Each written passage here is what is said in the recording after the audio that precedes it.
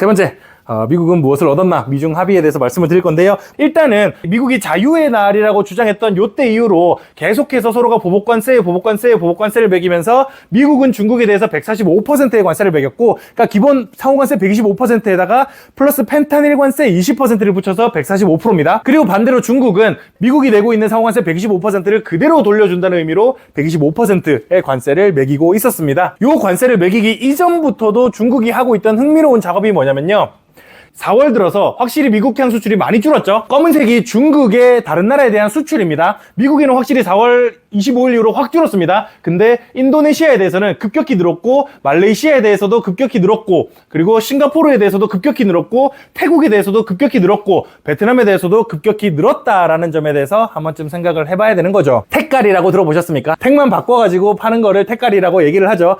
당연하겠지만 중국에서 만든 제품이 우리나라에 들어와서 택만 갈아치워진 다음에 미국으로 수출되는 것도 꽤나 많습니다. 그것뿐만 아니라 수많은 나라에 중국은 택갈이를 하기 위한 준비를 열심히 해오고 있다는 점에 대해서 생각을 일단은 해볼 필요가 있는 것 같고요. 마찬가지 얘기지만 4월 25일 이후로 중국의 미국에 대한 무역수지 흑자는 엄청나게 줄었음에도 불구하고 반대로 중국의 미국을 제외한 14개 국가에 대한 무역수지 흑자는 미국이 줄어든 것보다 더 많이 늘었습니다. 그러니까 이런 관점에서 접근을 해봤을 때 과연 중국이 타격을 크게 받았을까라는 생각은 충분히 해볼 수 있는 것 같아요. 그런 와중에 이미 어제 결과들은 다 보셨을 거라고 생각을 합니다. 원체 이슈가 많이 됐던 이슈니까요. 관세전쟁 멈췄다고 하면서 미국은 145%였던 관세를 30%로 내렸다라고 이야기를 하고 있습니다. 미국은 이번에 중국과의 합의에 따라 상호관세 중 10%만 유지하고 24%는 최소 90일 이상 유예해 125%의 관세를 당분간 10%로 낮추기로 했다. 펜타닐 관세는 모든 중국산 수입품에 부과되며 그대로 유지한다.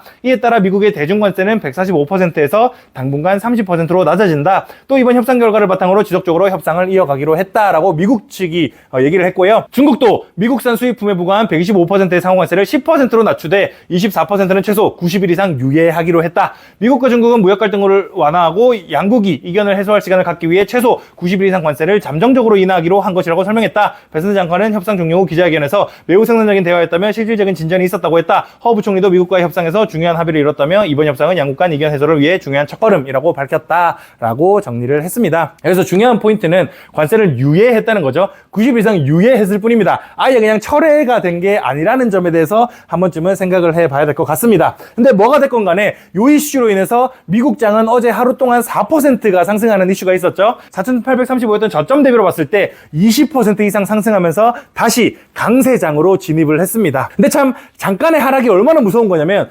요때 대비해서도 20% 정도 떨어졌었거든요. 그러니까 하락장에 진입하고서 20% 떨어진 다음에 다시 20%가 올랐는데 그 이전 고점까지는 못 올라갔습니다. 요거는 이제 투자 관련된 얘기를 하시면 많이 들으시죠. 20% 하락했다가 20% 올라오면 원금이 안 된다라는 얘기는 많이 들으셨을 건데 요거를 이제 이번 케이스에서 실감이 가능한 것 같은데, 근데 문제가 뭐냐, 증시가 오른 건 좋기는 한데 트럼프가 원하는 것들이 전혀 이루어지지 않고 있다는 점에 대해서 생각을 해봐야 될 것 같습니다. 일단은 미국의 장기금리가 계속해서 상승 추세를 보이고 있다는 점에 대해서 생각을 해봐야 될 것 같습니다. 10년물 국채금리가 한참 낮을 때는 3%대까지 내려가더니 결국 다시 상승세를 보이고 있다는 점은 트럼프가 싫어할 만한 요소가 되겠고요. 재정적자를 줄이려면 어쨌든 이자 비용을 낮춰야 되는데 이자 비용이 높아질 가능성이 커지는 거니까요. 그러는 와중에 무역 흑자를 얻기 위해서는 달러화의 약세가 용인되어야 되는데 그것 또한 다시 되돌려지고 있습니다. 확실히 대만이 환해질을 좀 열심히 해야겠구나라고 생각할 법한 변동성인 것 같아요. 달러 가치 또한 하루아침에 거의 1.5%, 2%까지도 올라가는 이런 이슈들이 발생을 하고 있고요. 그러는 와중에 원유 가격 또한 다시 상승 추세를 보이고 있다는 점에 대해서, 요거는 이제 인플레이션이죠.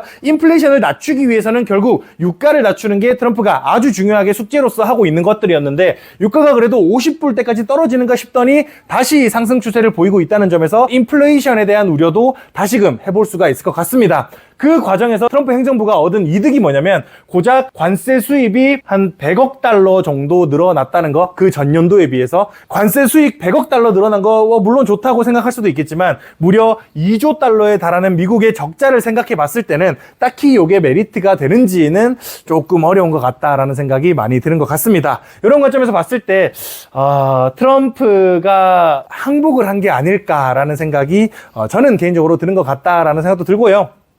여기서 추가적으로 재밌는 현실이 4.25에서 4.5가 지금 현재 미국의 기준금리입니다. 25년 12월이 됐을 때 금리가 어떨 것 같습니까?에 대한 시장의 예측을 보면요. 원래 하루 전만 해도 4.25에서 4.5로 유지할 것 같다는 의견은 고작 1.5%밖에 안 됐었습니다. 근데 이게 무려 4.2%로 하루아침에 올라가게 됐고요. 일주일 전만 해도 37.2%로 3.5에서 3.75까지 한 여기서 75bp 정도는 더 낮출 것 같아요.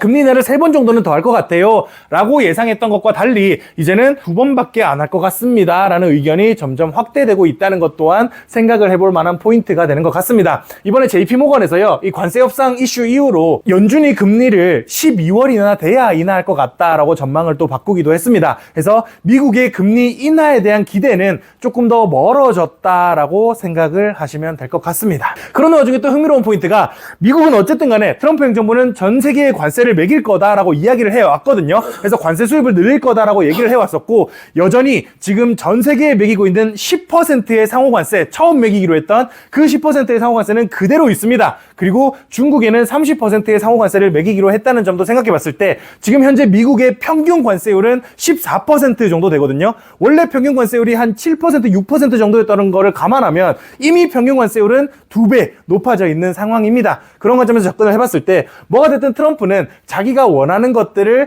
이뤄나가고 있기는 하다. 근데 그게 미국의 이득이 될지는 알 수 없기는 하다 정도로 정리를 할 수 있을 것 같습니다. 떨어졌으니까 그래도 좀 괜찮겠다 싶으면은 금리 인하가 낮아져야 되는 거 아니에요? 근데 애초에 관세를 매기기 전, 그러니까 자유의 날 4월 2일을 얘기하기 전까지만 해도 미국의 평균 관세는 7%였으니까 애초에 이것 자체도 작업이겠지라고 생각을 하긴 했겠죠, 아마도. 그러니까 145%, 125% 이거 자체가 장난치는 거겠지. 그러니까 시장은 또 일말의 기대를 했던 거겠죠. 사실 그렇게 따지면 145%랑 125%로 올린다고 했을 때 솔직히 말해서 금리 인하가 아니라 인상 예측이 올라갔어야 돼요. 그렇게 따지면 올린다고 했을 때 애초에 인상 예측조차도 안 올라갔어. 그것 자체가 시장에서는 그렇게 오래까지 가진 않겠지라고 생각을 했다라고 정리를 할 수가 있을 것 같아요. 설마 그렇게까지 되겠어라고 하다가 막상 이제 30%까지 내린다고 하니까 이거 그래도 여전히 관세가 있긴 있네. 주식시장은 관세가 없어진 것 마냥 반응을 했지만 금리 예측 시장에서는 관세는 여전히 있다라고 예상을 하고 있다는 거죠. 그러니까 그 차이가 조금 있는 것 같습니다. 어쨌든 간에 주식시장은 좀 더 가벼운 시장이잖아요. 관세가 없어진 것처럼 행동을 하지만 여전히 금리 예측 시장은 그렇지 않다라고 생각을 해볼 만한 것 같습니다. 정리를 드리자면요. 트럼프의 상호관세 발표 이후 미중은 보복을 거듭하며 각각 서로 145%, 125%의 관세를 부과하고 있었습니다. 작년 연말부터 미국 외 국가로의 수출 다각화를 준비했다 보니까 중국은 미국보다는 훨씬 덜 아쉬운 입장이라고 볼 수 있겠고요. 결국 서로 상호관세 10%만을 나머지는 90일간 유예하기로 합의했습니다. 미 증시 선물시장은 급등했고 뿐만 아니라 채권금리와 달러가치, 유가 또한 급등하는 모습을 보여줬습니다. 금리 인하는 재정부담, 달러가치 하락은 무역, 유가 하락은 물가 측면에서 트럼프가 원하던 것이었고 고율 관세를 매긴 기간 동안 관세 수입이 약간 늘기는 했으나 2조 달러에 달하는 재정 적자에는 이게 큰 의미가 있는지는 잘 모르겠고요.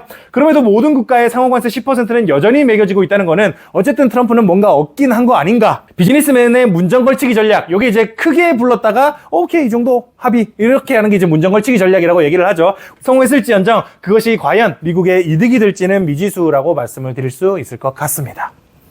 혹시 궁금하신 거 있으실까요? 뭐 또 앞으로 어떻게 될지는 계속해서 지켜봐야겠죠. 사실 요거는 이제 끝이 아니라 시작인 거니까요. 서로 상호관세, 중국은 미국의 10%의 관세, 미국은 중국의 30%의 관세. 우리도 사실 부가가치세 10%도 사실 어마어마하게 비싸다라고 얘기를 하잖아요. 관세 10%가 적은 게 아닙니다. 근데 145%, 125% 지랄하다가 이제 10%로 내리니까 적은 것처럼 보일 뿐인 거죠. 그래서 이 관세는 이제부터 시작이다라고 정리를 드릴 수 있을 것 같습니다.